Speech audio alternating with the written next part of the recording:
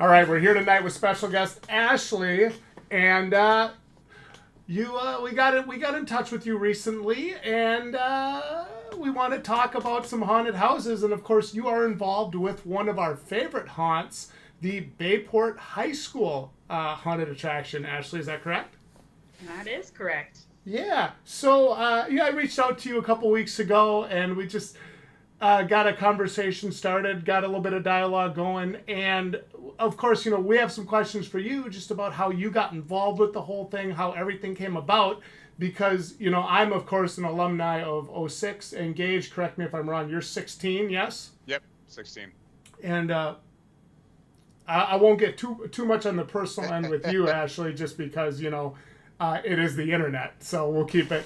You know, our stuff's already out there. We'll do you the favor, though. What I want to know is, getting into this whole thing, Ashley, where does the story start for the haunted house at Bayport? Oh man. Okay. Well, to go for Bayport specifically, this is our third year. We've done three successful haunts at Bayport. Um, and I've only been at Bayport. We just completed. My husband and I co-teach as the Bayport band directors.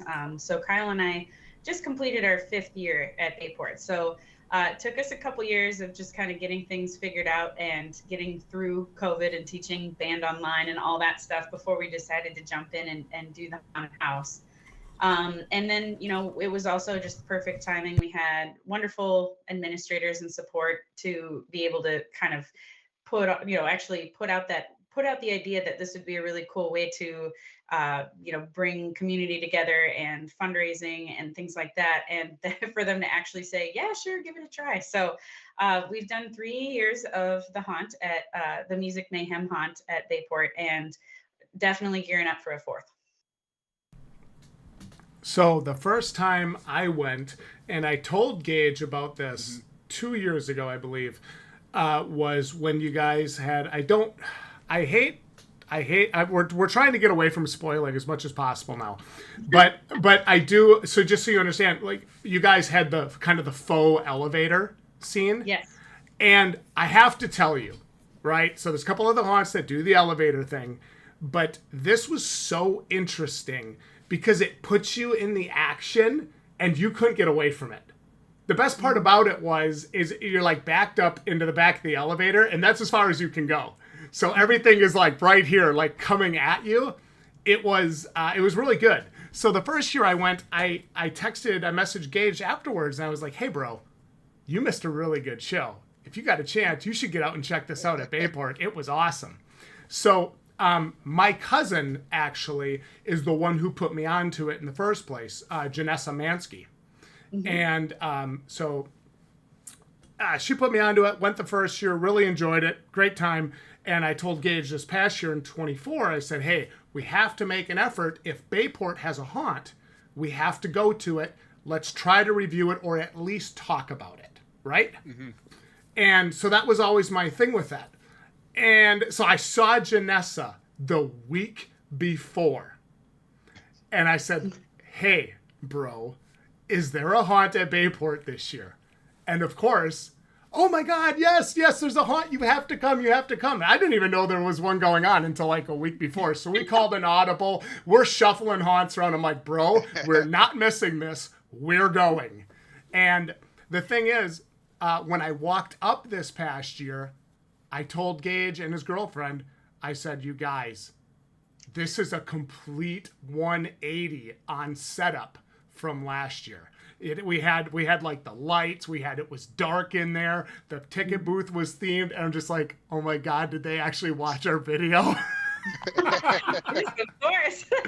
And of course, I'm just dying inside. I'm like, oh my God, they listened. And here's the thing, right? Like, all joking aside, everything is all like excitement aside, I'm kind of geeking out because it was really good. And walking out of that show this year, I said to Gage, that was one of the best shows we've seen. And well, that is high praise. I appreciate it. Yeah, and it is. And it was a fun event. So I want to know now, you talk about getting approval. right? Getting approval from Bayport. And of course, anytime you tell them, hey, we want to do a haunted house, right? I can imagine what's going through their minds when you say that. So you tell them we want to do a haunted house. What's the next steps? What happens now? So, long story short, I don't think anybody really understood what I was going to set out to do. Does that make sense? Like, I think there's Yes. been so many little, fall festivals and things that, are fundraisers or their community events. And I think that's the first thing people do think when they think of a school putting something on like this, is that it's going to be very, I don't know, just a little cutesy little, event. That's what we thought. That's what I think. I think that's fair too. Yeah. I mean, exactly. Yeah. So I just kind of let them think that that's what it was. I think that was my main tactic, was to just get the yes and then do my thing, and then just kind of show everybody this is what it really is that I asked to do and set up to do. And I, honestly, even the kids, they'll tell you they really did not know what they were getting into. I think even they thought it was going to be this kind of like, oh, this will be fun sort of thing. And I'm just so lucky that I do teach such amazing band students, which, by the way, it is the Bayport. It is at Bayport, but I want to make sure I give a shout out to my students, because I don't think I've ever had the chance to clarify with you guys that it's actually just the band kids. I was wondering about that. Yeah. Yeah. So it's just me. Kyle and I are the band directors. He puts up with my obsession with Halloween and haunted houses, and he's a wonderful partner and said, yep, I'll give you the green light. You can do this thing, and supports me in all my weirdness. But the kids do too, right? I mean, this wouldn't have ever happened if the kids were like, no, that sounds really stupid, Miss Siegrist. Like, no, we're not doing that. The fact that they were able to kind of say, yeah, we'll sign up. We'll do it. We'll figure it out as we go. They've even said, like, we had no idea. We had no idea this is what it was going to look like on year one. And once we got through that first year successfully, then we pretty much had them hooked. All the kids were just so excited about it and ready to go again. So, yeah, I think that's kind of how I first initially got the idea approved, is explaining the space that I would use, explaining the types of things we were going to do to make sure that it was truly legit as far as just safety and just, the overall community having a good time and it not ending up doing, going sideways or something. And, and I am so fortunate that I do have such great administrators that do trust their staff, and, they trust, they're like, you know what, this sounds fun, so go for it. I couldn't get a few of my principals wouldn't go through it, but I did get a couple to go. So that's, yeah.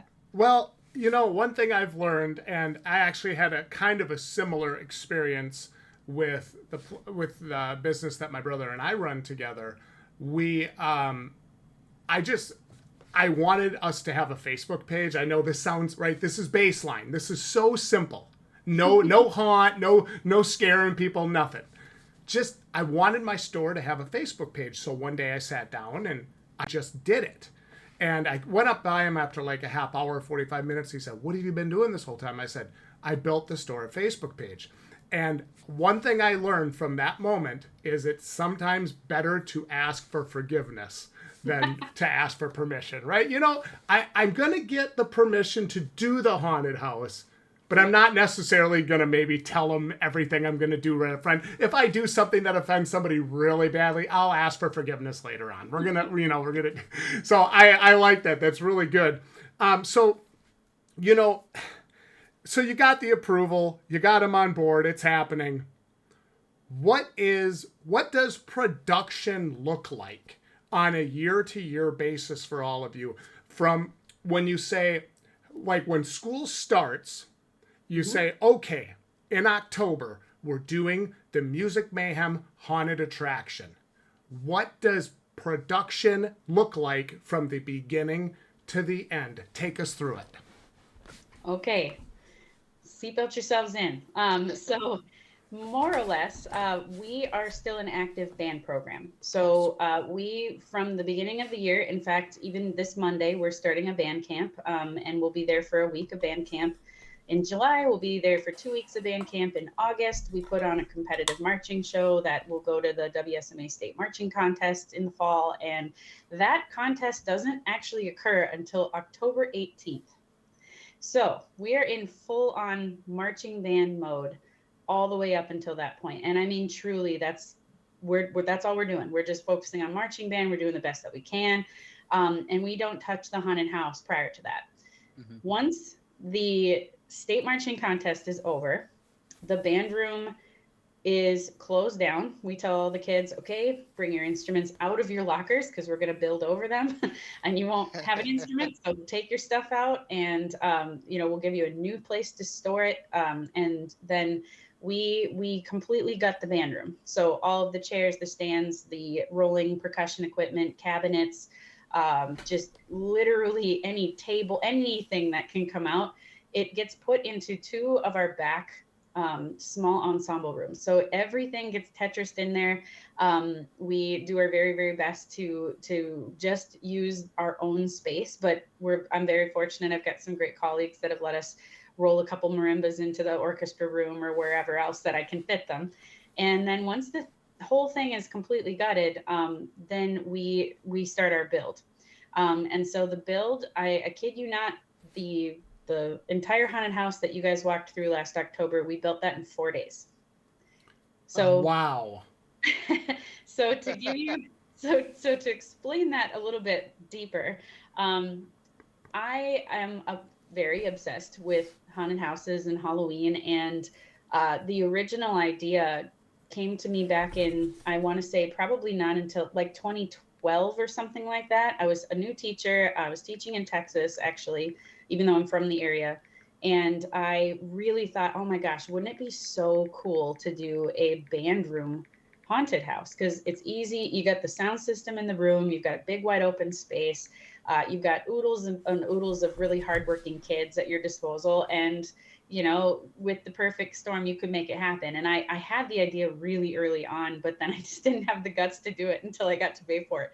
And so I've had so many ideas for so long that when we did that first year, I just took out a graph paper notebook and I did my very best blueprint of what I thought my band suite looked like. And then I just started drawing in the way I wanted the maze to run and what points there would be kids involved and what props we would have to build. And so I do that throughout the whole year. I've got it about half finished right now for this coming October.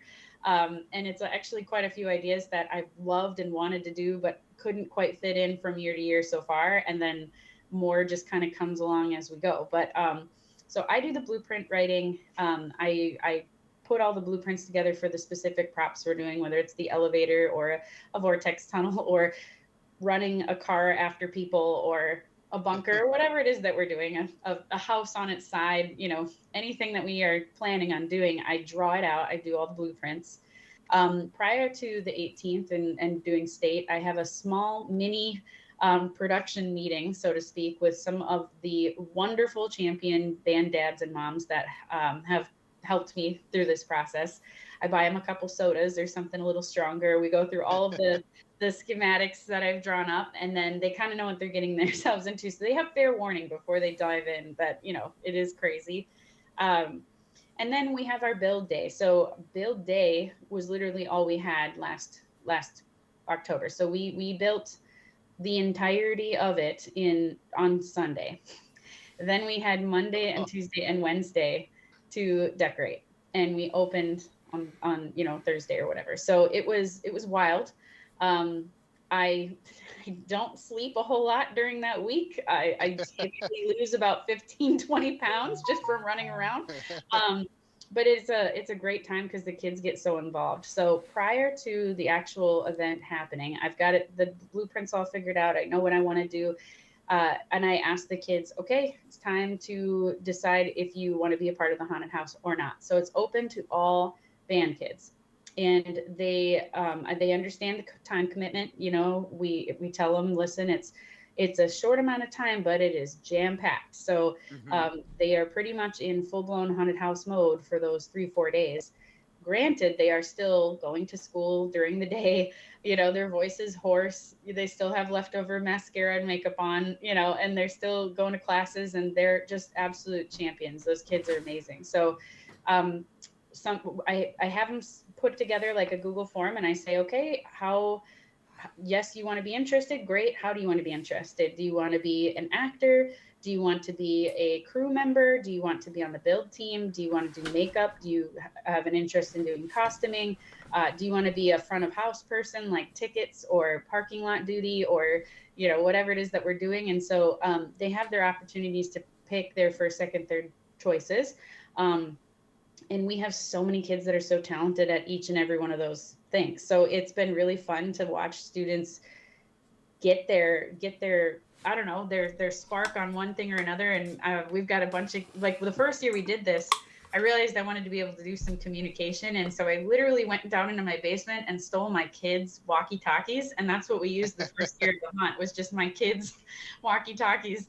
But now, we've got a lot of kids running around with walkies. We've got there's so many kids that want to be involved at this point. We have subs that come in, and that's their whole job, is to just sub. We have a break room. And then there's somebody coordinating who needs a sub and which sub's going in and how long they've been in and when they need to switch. And it's just become quite the production. So long story short, we're open for a few days, and then so after Saturday night's done, we all go pass out. We come back on Sunday morning, we strike the entire thing, and then we have our band room back in order for class on Monday. Y'all are like training the next scare crew that we will probably be reviewing at like whatever X and Y haunted house that would be. Like, I hope so. I really do feel like some of them have really found a passion in it, and they're very good at it. Oh yeah. Yeah, when I hear you just talk about these different, just what all goes into this, and you're talking about, we've got breakers, so kids to replace someone when they're tired or if they need a break or whatever it is, in the haunt industry, they're called breakers, the people that go in and let people rest and all that stuff.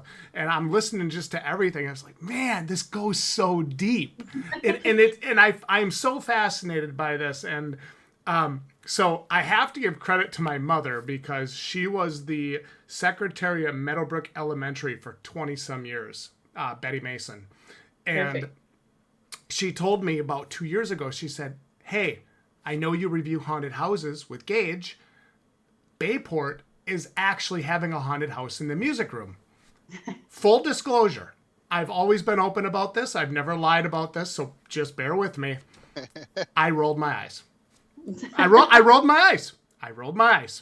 And what did we say walking into last year, didn't we? Yeah, we did. But she said to me, well, I think you should go.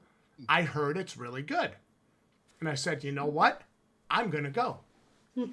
And I walked out of there not rolling my eyes.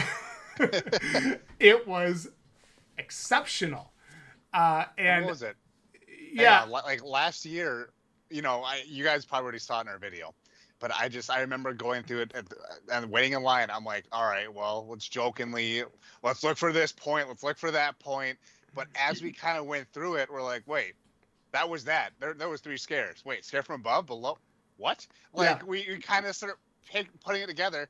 We can actually adequately review this haunt. And you scored pretty well, like, compared to others. Like, it's crazy. It was wild. And actually, when we were walking out of there, and we even said this in our official review this past year. Gage asked me if that's the first time I ever walked over an actor. Like, that was like with the plexiglass window. There was like a moment where I'm walking into that room and I'm like, can I step on this? Like, I don't want to hurt this. I'm a big boy. I don't want to hurt this person, So this was, it was really, there's so much. There's just so much inspiration, right, Gage? And you and I talk about this all the time, and I think you wanted to ask about that, Gage. But there is so much that goes into things like this. So, Gage, why don't I let you take the next question, if that's okay? Yeah, so we were just kind of wondering here, where did you get the inspiration for this haunt, like all these different themes and that? Like, really curious on where that heart comes from. Yeah, Halloween has just been my favorite since forever. And I remember when I was a little kid, just like planning out my Halloween costume for 6 months, And I just remember begging my dad to do like one of those garage haunts that you see out there, right? Like Hmm. you can't get your candy until you go through this little tunnel thing or whatever. And he was always like, "Oh no, we can't do that," And I understood, but man, did I want it bad. And then, like I said, I think it was like 2012 or something like that. I was just scrolling through Pinterest, I want to say, for decoration ideas. I was going to have a party and was just looking for some Halloween decoration ideas, and I came across a hallway where there were a bunch of fake arms sticking out of this hallway. And Hmm. I thought, ooh, that's kind of gross, and awesome, right? All at the same time. And it occurred to me, being a band director, I'm like, how easy it would be with 100 and something band kids. Right.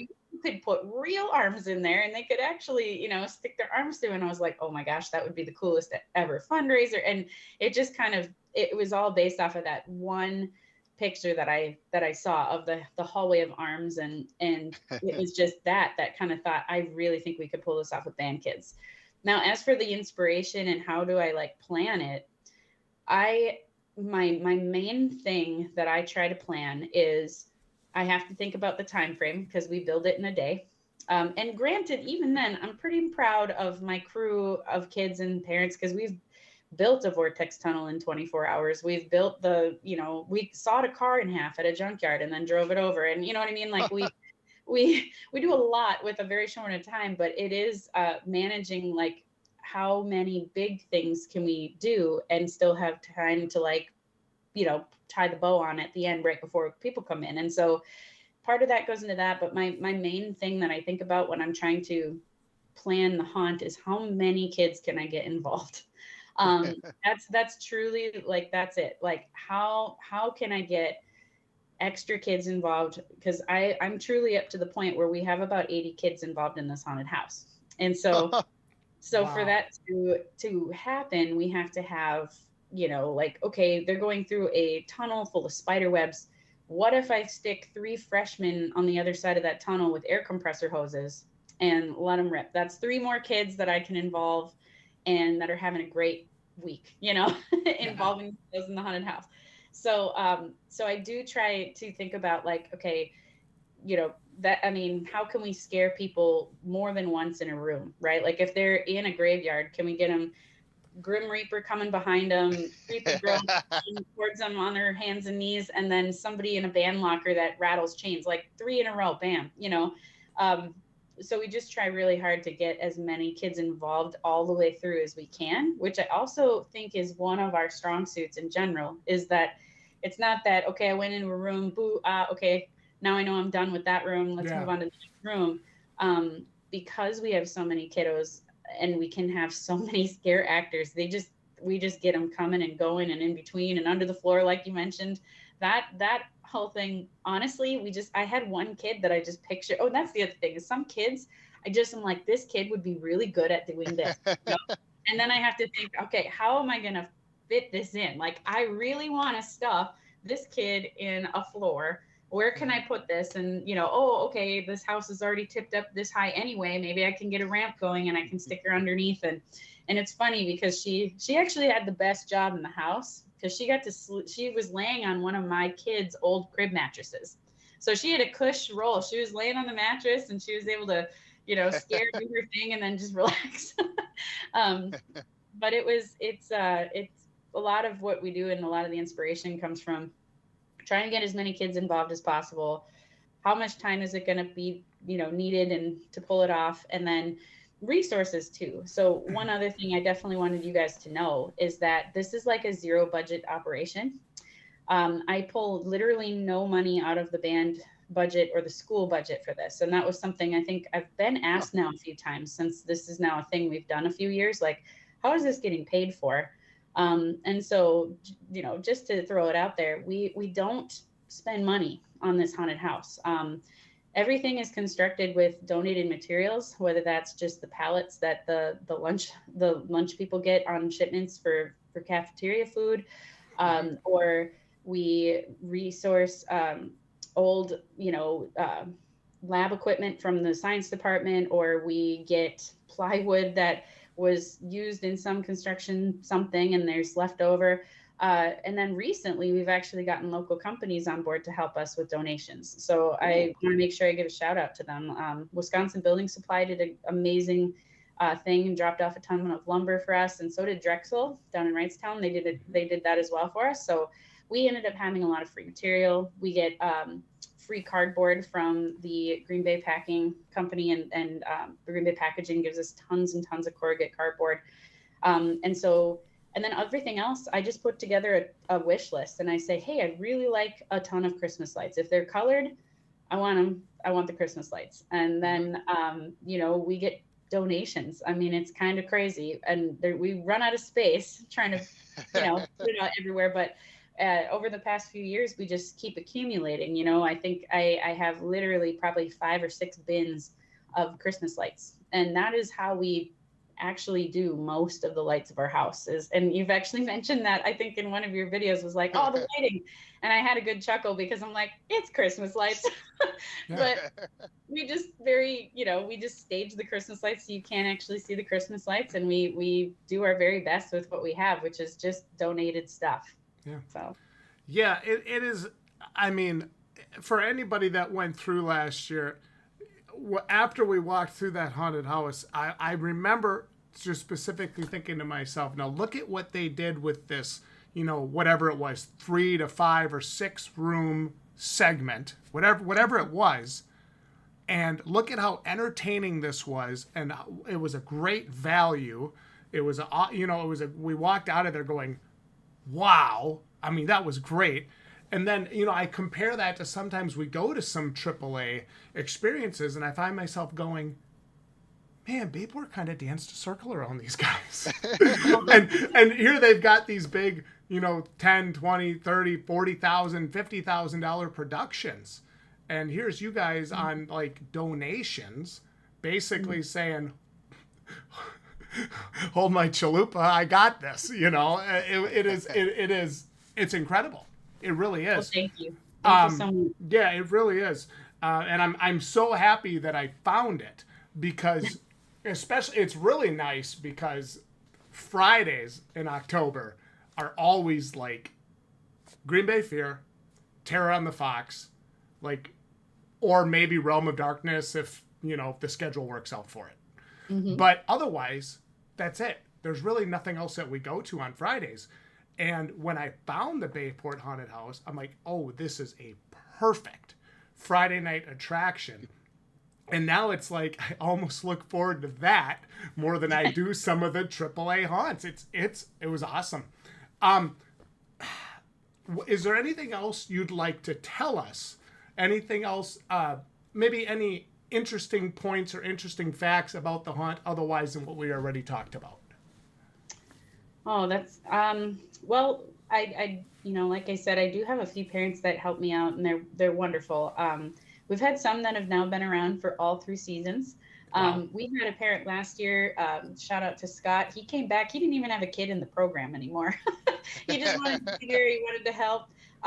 And we really bust these guys up. We've had some amazing moms and dads help us out. Including my own dad. He's actually hilarious. Like, he's like planning surgeries around making sure he can be at the haunted house. I know that feeling. Planning to make sure his retirement is all squared away so he can come help out with the haunted house, Nice. So it's become a really cool thing that I'm just so happy about. But like, when I get to stand back, it's kind of like, I always tell people, I'm like, I draw it out, right? Like, I draw it all out. I see it on paper for months. And then when I'm actually walking through it, it's kind of that like an amazing moment where you're like, whoa, it's real. It wasn't on paper anymore. It's like real now. And that's always just an amazing thing. And then what's wonderful is to watch the kids be so proud of it.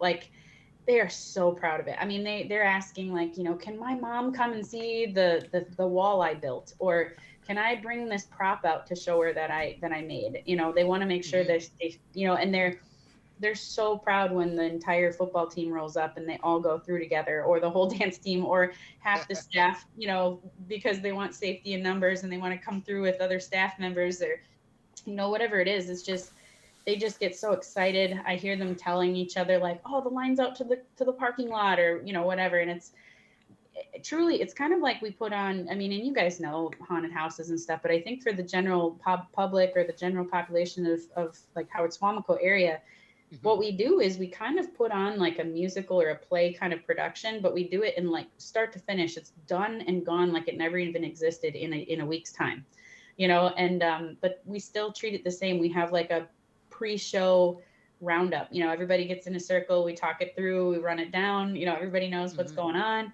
um, we do the same thing afterwards, and that's probably one of my favorite parts is they all get in, they're totally exhausted.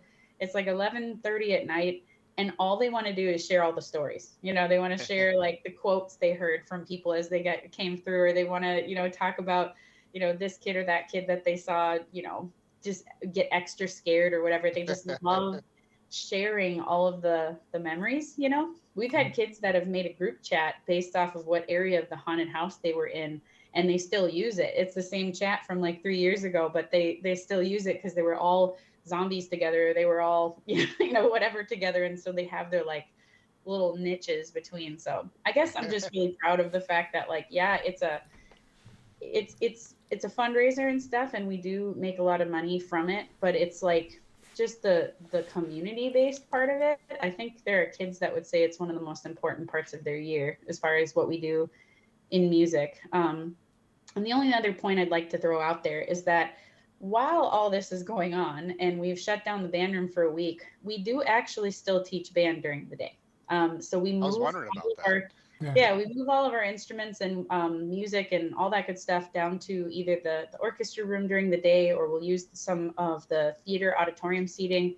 And we still run our classes. So there are a ton of kids involved, but there's also plenty that aren't. And even the kids that are involved, they still need music education through the week. They still need time to do all their homework for their other classes. And so it is way harder than just saying, okay, we're going to pause everything and just do a week off. But we want to make sure that there's never anybody kind of raising an eyebrow and saying like, well, they're not teaching music.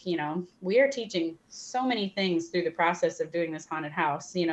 So many kids that come in and they've never held a drill before in their life, and then 3 days later they're like changing bits, and they're I'm watching them switch out their batteries, and I'm just like, look at you go. It's just so fun to watch the pride and the confidence level of these kids go up. And sure, it's not sitting down doing some sheet music, but Mhm. it's so much more than that, and I'm really proud of it. And I think that it, as much as it is not related to band, it has become part of the Bayport band's identity within our community, which is really exciting. I can really feel their energy and how proud they are of it, because when we make Instagram posts, and on these Instagram posts we like to put the total score of our of the score sheet that we went through the Hunt for, and you guys scored really high. Obviously, you already know, but when I look at that post, it blows up compared to all the others. I think last time I checked, it was at like 52, 53 likes compared to our normal posts that are like up to 20. And I'm like, you can 15, yeah. tell, yeah, you can tell like, holy cow, they're really proud of this, and it really shows. And yeah, energy is there. Well, very much so. I don't know where they get it all from, honestly. Especially by the end of the 3 days, it's crazy. I will say, right, like, so when we were all younger, we've all been there before, right? Like, we've Mhm. all been at the high school age, we've all been involved with stuff like that before, and we've all had those kind of experiences. But it's really cool now as an adult to be able to look at something like what you're doing with this program, and I find myself thinking, man, now this is a teacher, this is a group that really cares about the students. This is a group that really wants to involve the students, make sure that everybody that wants to be involved is involved, and make sure that everybody gets a chance, right? I hear stuff like this, and as I get older, it's weird because when I was younger, even in my 20s, I was like, yeah, who cares, whatever. But, now as I'm getting older, I really, there's a sense of pride with that. and I can feel that emanating from you. It's really cool. It's an awesome experience, and it's so fun to find somebody who's so mega passionate about it. Yeah, I've become the weird haunted house lady band director in the district for sure. You Don't know, worry about it. I'm over here wondering where were you 10 years ago when I was in school and I would have wanted to do this. Like, yeah. Oh yeah, I'm with you for sure. And even like, even when I was younger and stuff, I guess I never really thought a lot of this stuff was really an option for me when I was younger. But when I see, the teachers making that available to the students and giving them those, I think creativity is so important.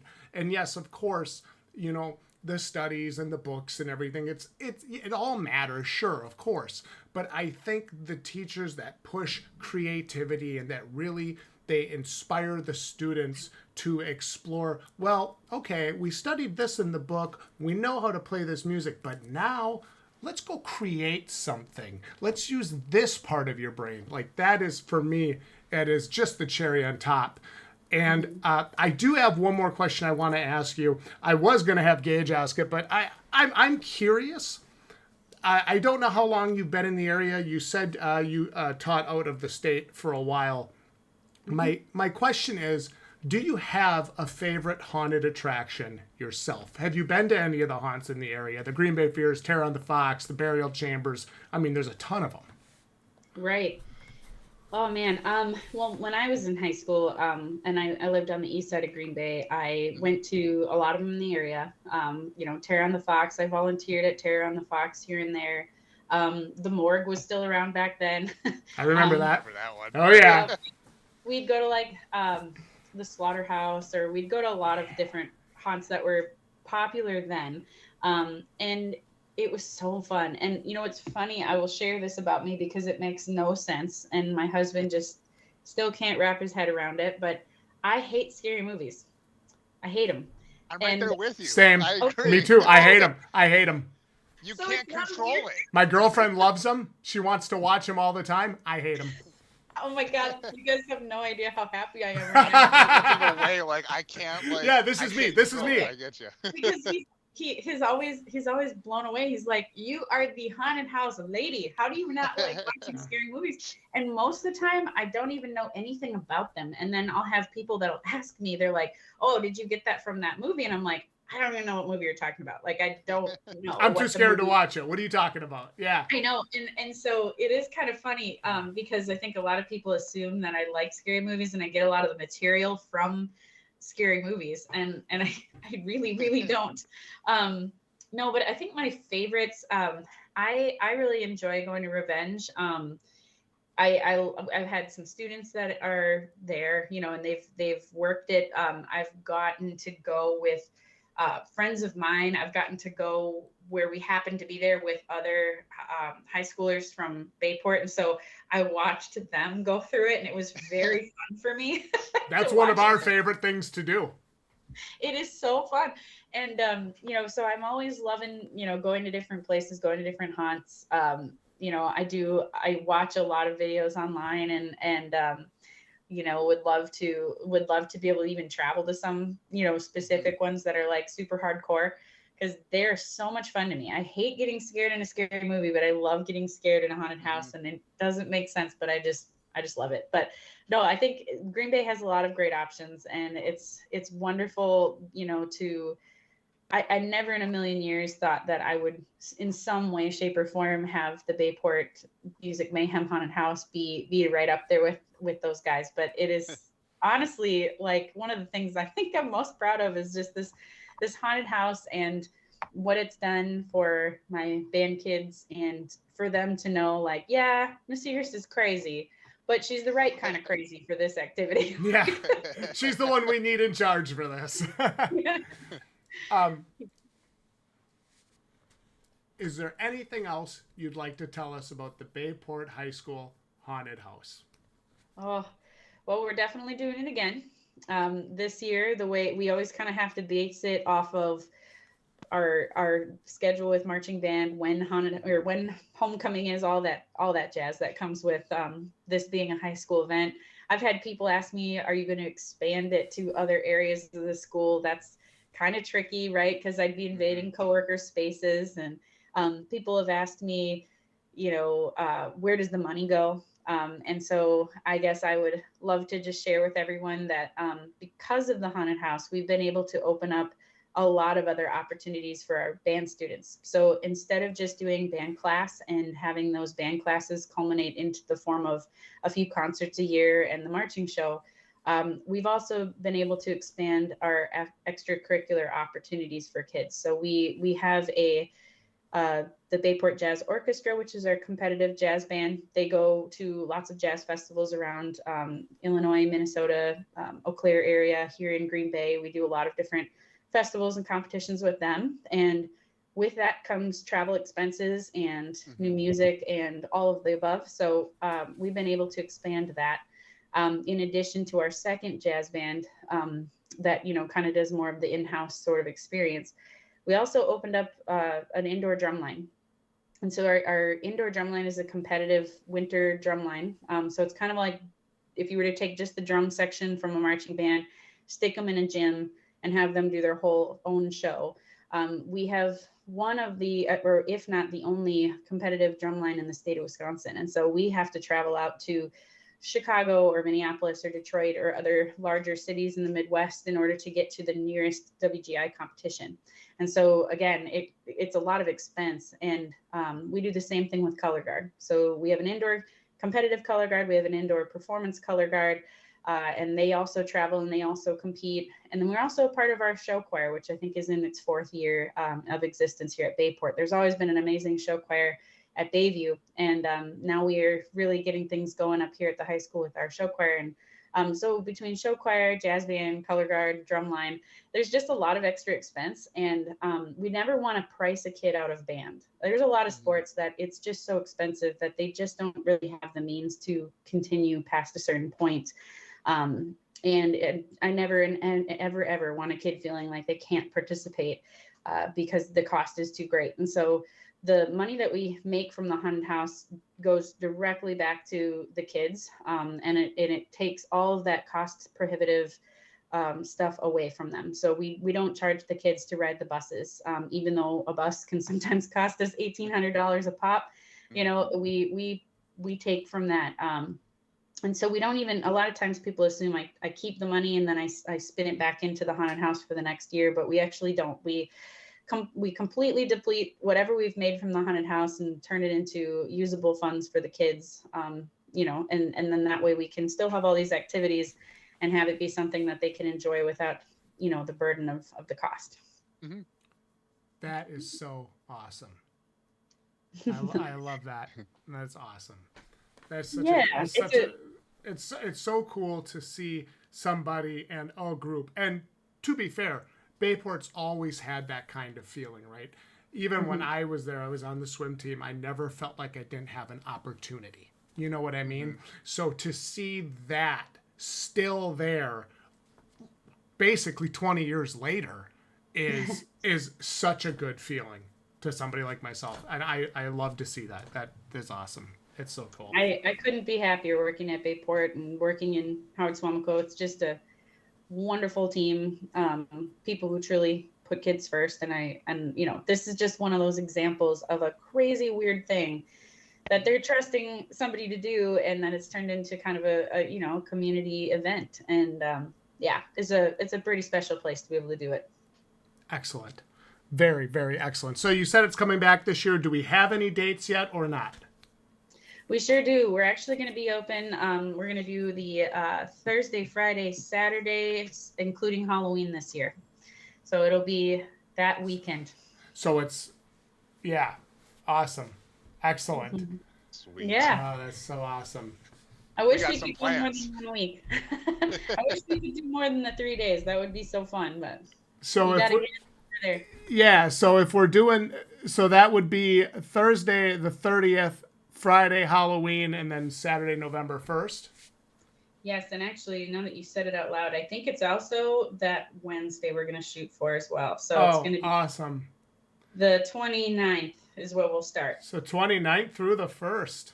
Yep, and it'll be like it'll be completely disappeared by the third, like it Well, never happened. We'll be you know, running band class again. I and feel of- like Revenge can relate to that. yeah, well, because you mentioned Chase Revenge Stone. earlier in the show, so let's just step back to that for like 20 seconds. They used to be at the Chase Stone Barn, where every year when they would finish, they have to take everything out and Yep. pack it up and ship it out. So they have a new location now in Pulaski, as you may or may not know, and now they have a permanent build, which has been so much better for those guys. Yeah, well, I can only imagine. There's been jokes about me building or, buying some pole building out in the middle of nowhere so that I can have my haunted house stay permanent. But Awesome. it is sad to see a lot of our stuff go at the end of the season, but that's okay. Just So- get new donations and new stuff the next year. So tentatively, we're looking at Wednesday the 29th through Saturday the 1st of November. That's super, super exciting, of course. Do we know if we have a theme yet this year, or are you still working on that? I'm working on it, and Okay. the kids have been hounding me. They want to know so bad. Of course. I haven't told them because there's still a little bit of me that I just want to make sure I'm super, super solid before I let anything go. So, last year was the first time we really did a theme. We wanted it to be, before that, the first year, 2 years actually, were just kind of like chaos. It was just kind of everything all over the place, nothing really connected between a vortex tunnel to a car to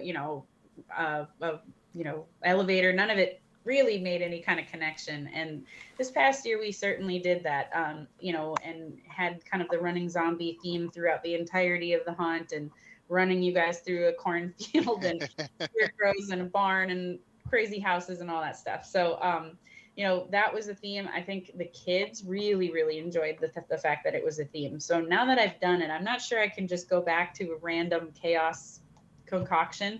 I think they're going to be really excited to have sort of a theme. And it makes sense. We do that with our marching shows, right? Like there's a theme to our marching show every year. And I think that it helps with their buy-in and their hype and their excitement. So most likely a theme, but definitely, to be continued as far as, letting anything slide tonight. Well, to be continued then. In fact, sounds like a great place to end it here tonight, Ashley. And I do really sincerely want to thank you for your time. Oh my gosh, this has been really, really fun to nerd out about haunted houses with other people that love it so much. It has truly been. Gage and I talk about this sometimes, right? How even last week we were just talking, and I said, "Hey man, we're scare acting this year. Like we're so hyped. I can't express it to you as a 38-year-old grown man. Like I'm hyped." I would stop by his store to help him out, and he doesn't stop talking about it. I'm so hyped. If any of your students are watching, comment some tips down below on how to scare act, because we're gonna need them. And so I completely understand the sense of just like the excitement and the build and everything that goes into it. So I think it's a great place tonight. Like I said, I say thank you so much for giving us the opportunity to come on here and actually pick your brain a little bit and get your thoughts from somebody who's kind of on the inside of the industry, so that sounds so funny. so I'm just doing my thing over here. yeah, so it has been a ton of fun to get together tonight. And again, thank you so much for the insight, Ashley. This again, it's been great. And for anybody watching, leave us your comments down below. Make sure you guys like the video if you enjoyed this interview with Ashley behind the Bayport High School Haunted House. And as always, we're going to see each and every one of you next time.